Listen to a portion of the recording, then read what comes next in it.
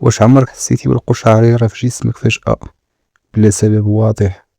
داك الإحساس اللي كيخلي جلدك يتقشعر والشعر يوقف، راه ماشي صدفة. الجسم ديالك كيدير هاد الحركة لسبب مهم بزاف. ملي كتحس بالبرد الجسم كيبدا يحاول يحافظ على الحرارة ديالو ويصيفط إشارات للعضلات الصغيرة اللي حدا كل شعرة، وهاد العضلات كتشد والشعر كيوقف، وهادشي اللي كنسميوه القشعريرة.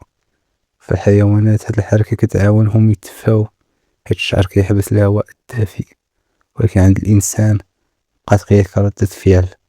ولكن الغريب هو أن القشعريرة مكتجيش غير من البرد، حتى المشاعر القوية بحال الخوف أو الحماس، أو حتى إلا سمعتي شي موسيقى مؤثرة تقدر تحس بنفس الإحساس.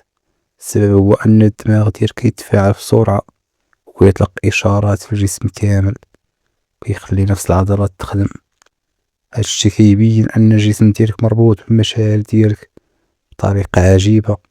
حتى إحساس بسيط بحال القشعريرة فيه نظام معقد خدام بلا ما تحس. يعني المرة الجاية اللي تحس فيها بهاد الإحساس عرف أن الجسم ديالك كيتفاعل مع البيئة ومع المشاعر ديالك بطريقة ذكية. متنساش دير متابعة باش تعرف أسرار أخرى ومحاولش كنتي عارفها.